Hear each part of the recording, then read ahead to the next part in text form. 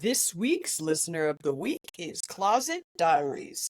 Closet Diaries, thank you so much for leaving us a 5-star review. And for those of you listening, if you leave us a 5-star review below, you might be next week's listener of the week. Week. This week on Commercial Real Estate Secrets, we have Joel Friedland. Joel, we just found out we have a lot in common, which is really exciting. And I know our viewers here are really interested in, Joel, what you do. So I know we're going to bring a lot of value here. Joel oversees a portfolio of industrial properties under the company RIT Properties. Joel, thank you so much for being on the show. Hi, Aviva. Joel, can you tell the listeners who you are, what you do, where you came from and hail from, and how we got here today?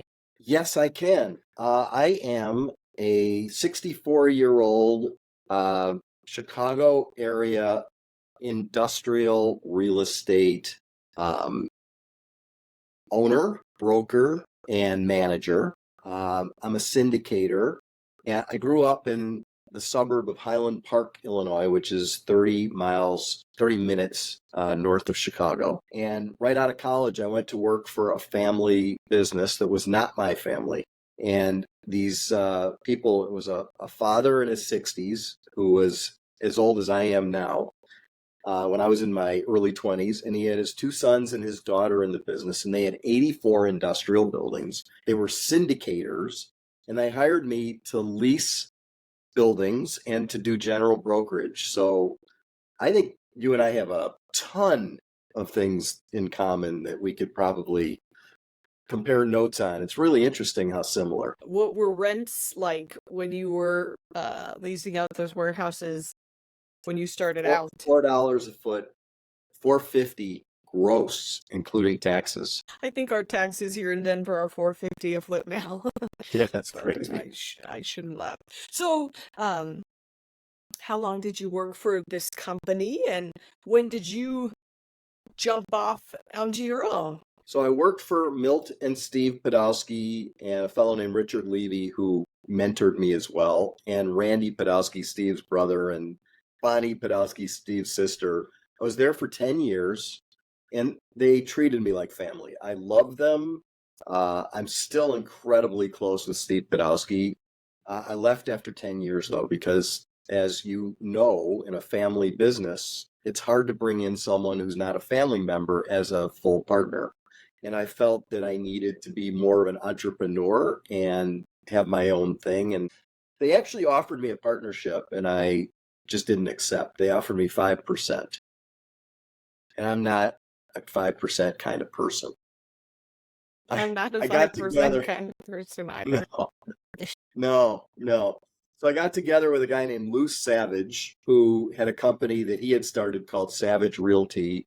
And I had 2 other partners, Jordan and Danny. And the 4 of us set off on the adventure of starting a business to be syndicators and brokers and property managers and industrial.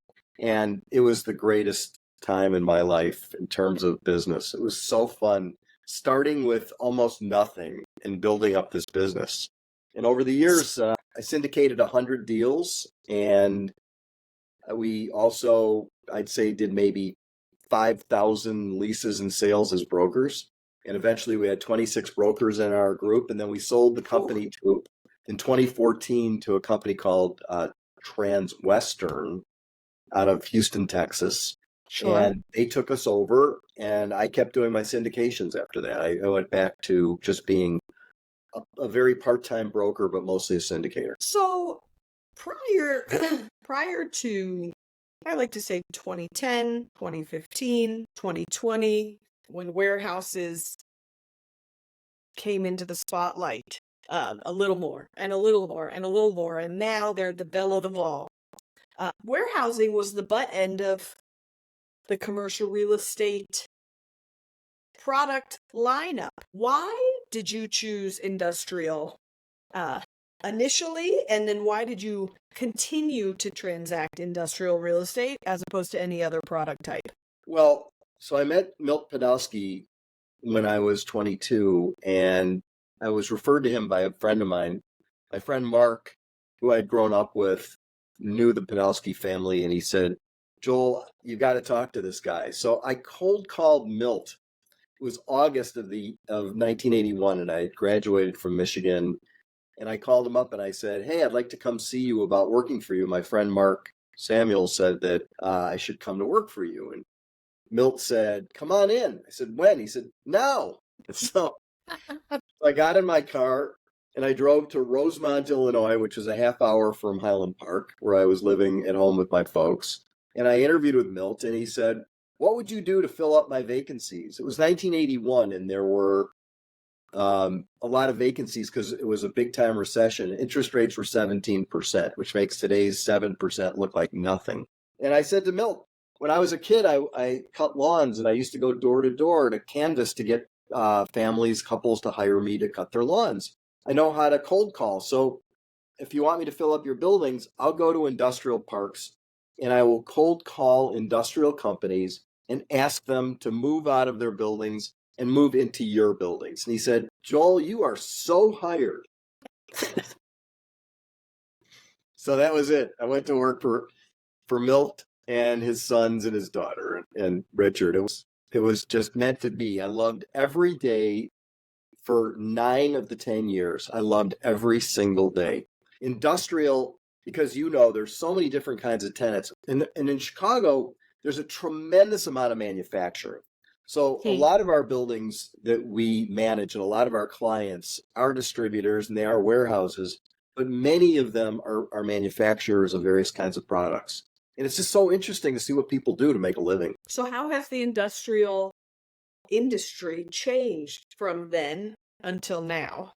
Like you said, it's the belle of the ball, and it's because offices are struggling with the work at home issue, and retail struggling because the internet has taken over so much in terms of the way people shop for products. And I think the biggest change is really that industrial has become, especially the new Class A stuff that you and I talk about, these big Amazon behemoth buildings, have become very easy to put up. And so, unlike an office building or a multi-family, you can design a building in 30 days and put it up in less than a year. So you're a year out, and then you got a ready to go shell, and you can lease it to anybody, and the rents are fantastic. They're $8, $9, $10, $11 a foot. And in the city, they're running $13, $14 a foot net, where it used to be $3. So it's just everybody's piling in. All the pension funds want to pile in. All these insurance companies that want to invest money so that they can have income, and then all the people who are just regular folks who buy REITs or buy into syndications. It's like everybody wants it. All of a sudden, my old man would always be, well, he is obviously still with us, but he always says, it ain't rocket science. And that's why we love industrial, because it's like you said, constructing a multifamily complex versus constructing a warehouse is just a different level of everything altogether. Another point for industrials. Yeah, and it's all so easy to lease too, because often even a 300,000 square foot building, you could have one tenant. If you have 300 units, you've got 300 tenants in a multifamily, one tenant. But the downside is you're either fully occupied or you're fully vacant in that case. And if you're fully vacant, it can be extremely difficult to carry a vacant building. So you, as a syndicator, have a strategy that protects you if and when you do have the vacancy. And I'm talking about in regards to debt. Can you share with us your debt strategy and your syndication strategy in general? Yes, we have 70 active investors. And in 2008, when the downturn was dramatically horrible, we had 50 buildings at that time, all with debt. And I went through some very major dark times because tenants left and we had a bunch of vacancies. And I learned that banks have no sense of humor, workout departments suck. And I decided that I didn't want to be in a position ever again where I was beholden to a lender, where we owed so much money that if anything went wrong, it would cause trouble. So I went to my group of investors and I said, hey, everybody, how do you like the idea of doing either very low debt, 30% maximum LTV, or zero debt? And a bunch of people said, that's ridiculous. Real estate's a leverage business. Why would you do that? And other people said, you know what? Yeah, I would do that. So I assembled this group of 70 of us who are really comfortable with little or no debt. And it's not for everybody. I know you're familiar with, tell me about your dad's background and how he did his. Sure. My grandparents immigrated to America in 1950, fleeing Nazi Germany. Amazing immigrant story. True immigrant real estate story. The family started in a duplex, went to a triplex, motels, hotels, and in 1984, my grandfather bought the first warehouse that we own to this day. It's up here. That was when my father started to get clued in about the industrial business. Thereafter, my father syndicated a portfolio of industrial properties between 1999 and 2015 with a number of partners. You know, it was a very risk-adverse strategy, multi-tenant industrial, also with little to no debt, because just like what you learned in 2008, you don't want to call your partners for cash calls, and in order to keep your partners happy and calling you back, you want to return more value than they give you. And you know, he had the luck of timing with these industrial properties where what he was buying for $30 a foot in the early 2000s is now $200 a foot.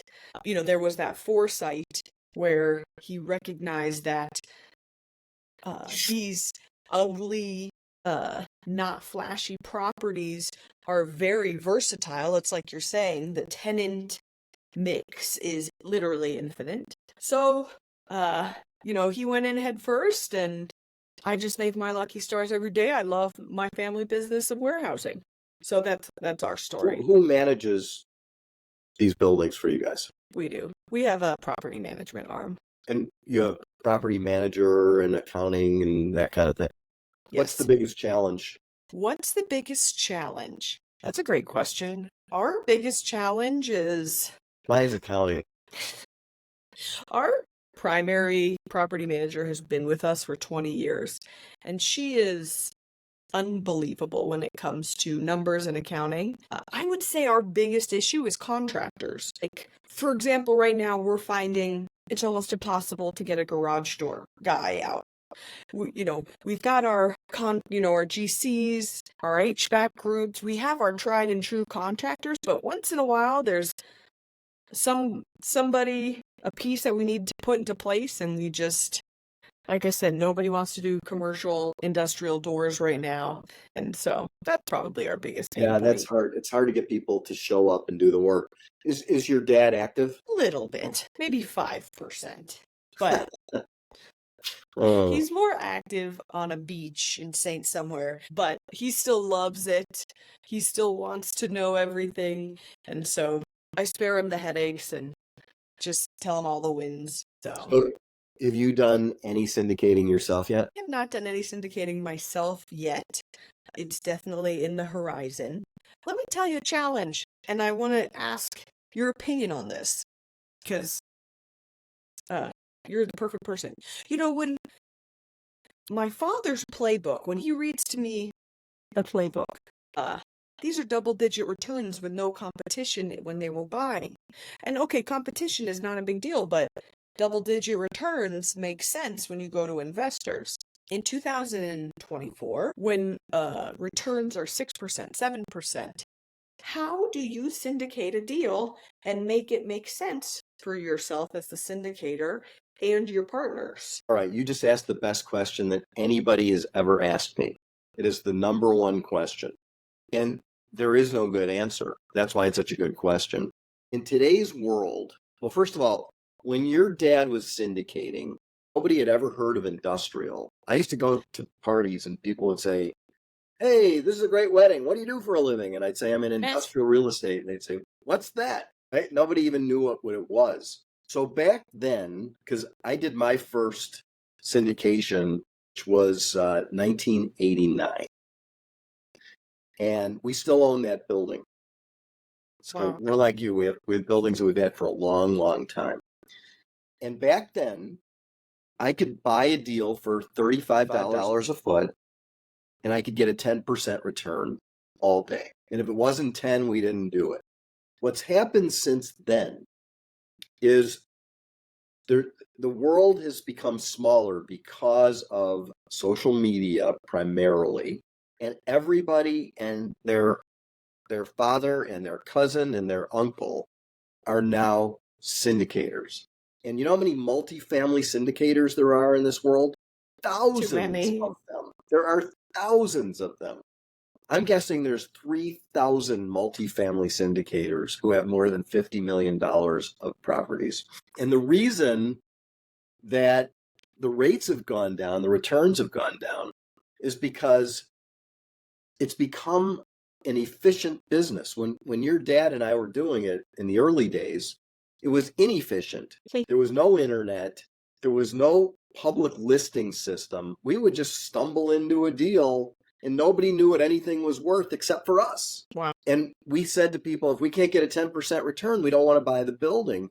And now with all these syndicators out there, the reason that there are 6% returns that are getting done is because these multifamily people, there's so many of them and they're selling so hard. You should be a passive investor. You should be a passive investor. Let me teach you about passive investing.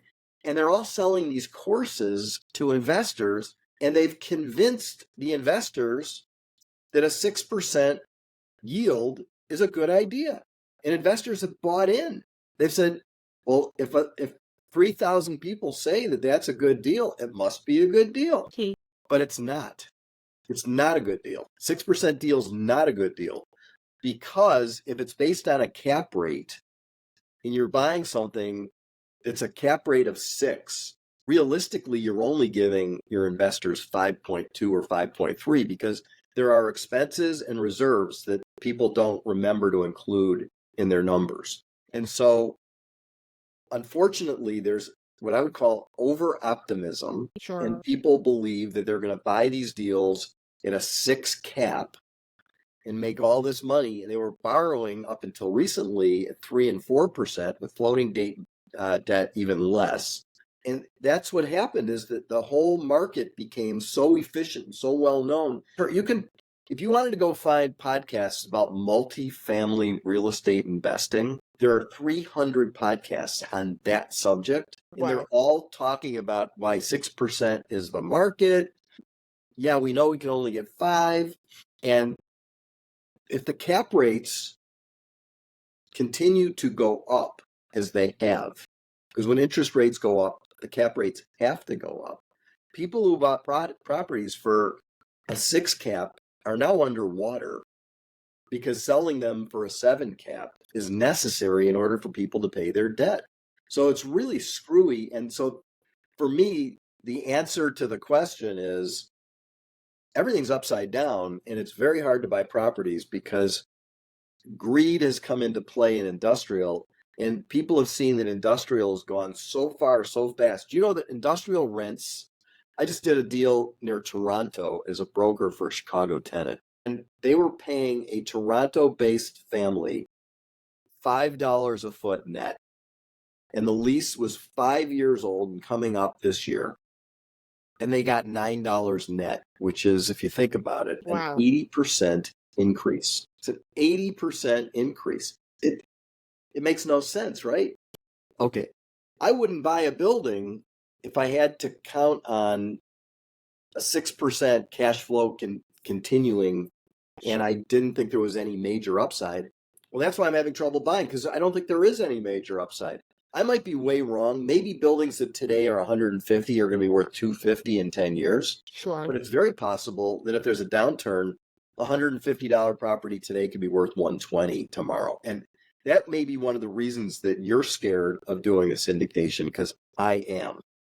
Right, because unlike the multifamily syndicators of 2022 with their variable loans in at 2.6%, I don't want to.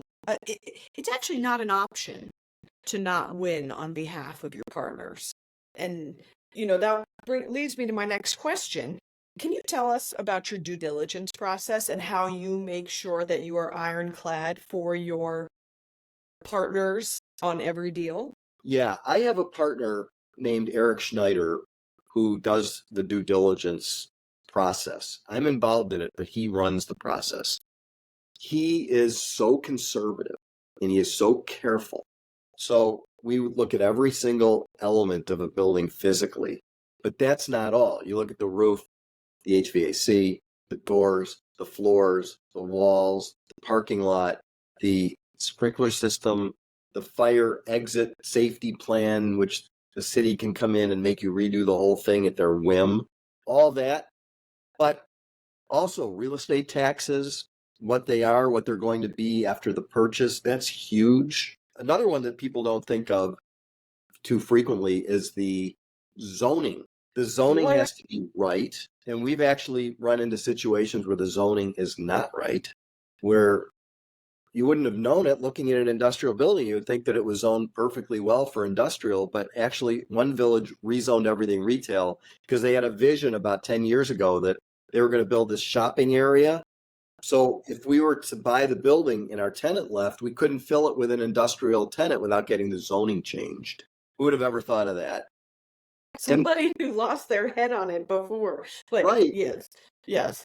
Right. And here's another big one. Dock turning radius.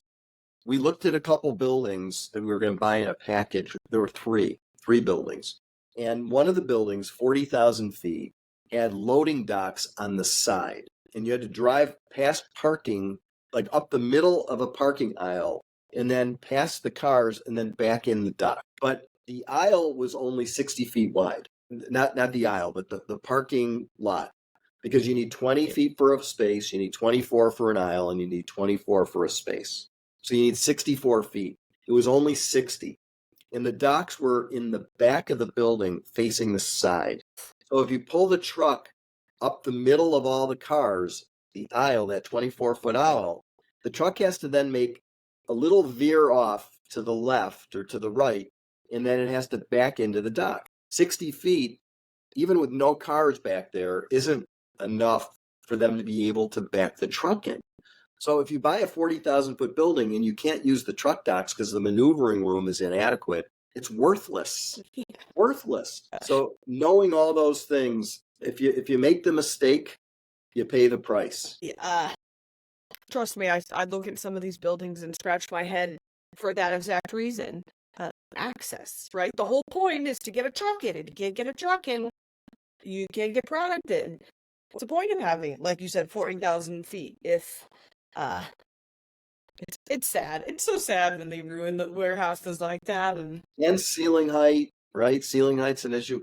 And the sprinkler, do you know that you could have a 20-foot ceiling and only be able to stack up to 12 feet in certain municipalities? Yes, I've gotten those letters. Yeah. You think, well, hey, I've got 20 feet. I can stack up to 19 feet. But because of the sprinkler system density, the village doesn't think it's safe to stack up to 19 feet. And they say you're limited to 12 unless you want to redo your sprinkler system, which costs, by the way, $8 a square foot to do today. Sure. Let me ask you, here in Denver, it's bloodshed when it comes to taxes. In the past 2-3 years, we've seen our taxes double and triple, which obviously, even though it gets passed down to the tenant, it's horrific for everybody. What have you seen in your portfolio when it comes to property taxes? In Chicago, we've got multiple counties. And the main county where Chicago is and where O'Hare Airport is located and where most of the closer in suburbs along the lake, that area, Cook County, the taxes are twice as high as they are in the collar counties. If you go a little bit west, north, you can go out there.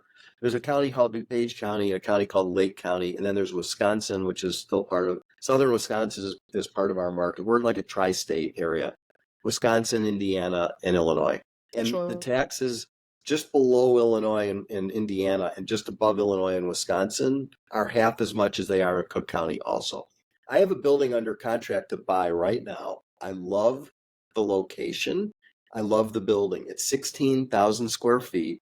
It's got a truck dock and 2 drive-in doors, good parking, good ceiling heights, good truck maneuvering. And I found out today, based on the price that I've agreed to pay, the taxes are going to be $11.85 a foot. Oy, yay. $11.85 a foot. Right, because people don't calculate the taxes based on the newly assessed number once they purchase the building. Even today, the people who own it have a lower assessed value because they bought it a number of years ago for much less. But the comps are there, and the assessor is not an idiot. He's trying to get as much as he can from everybody. And so when he does the reassessments, he gets a number and he goes to the owner and he says, I know your taxes were $6, they're going to $9.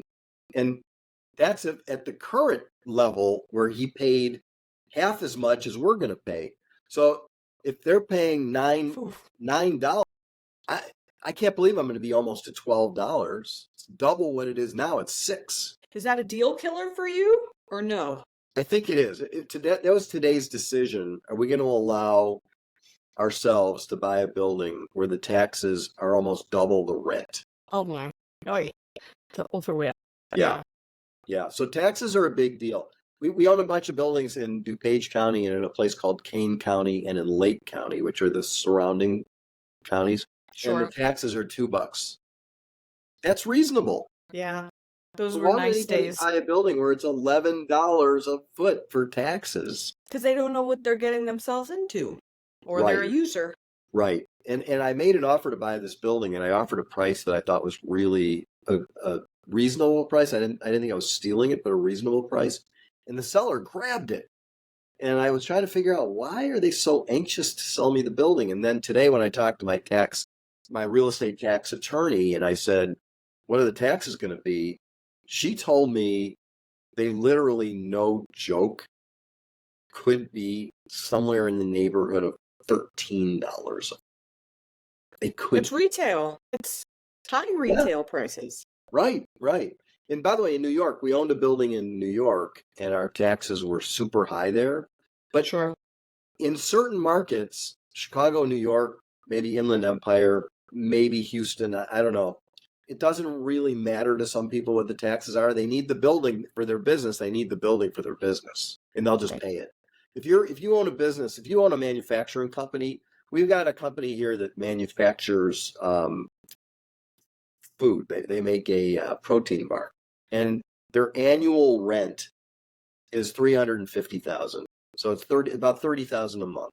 Their taxes are running somewhere around $8,000 a month. My guess is that they make somewhere in the neighborhood of $1.5 million a year net profit. So their taxes, let's say, go from $100,000 to $200,000. So now instead of making $1.5 million, they make $1.4 million. What's the alternative? Close your business or move it so far away that you lose all your employees. Right. So it's tough. Yeah. Well, Joel, we speak the same language, and I could talk to you all day about this. But unfortunately, we don't have all day.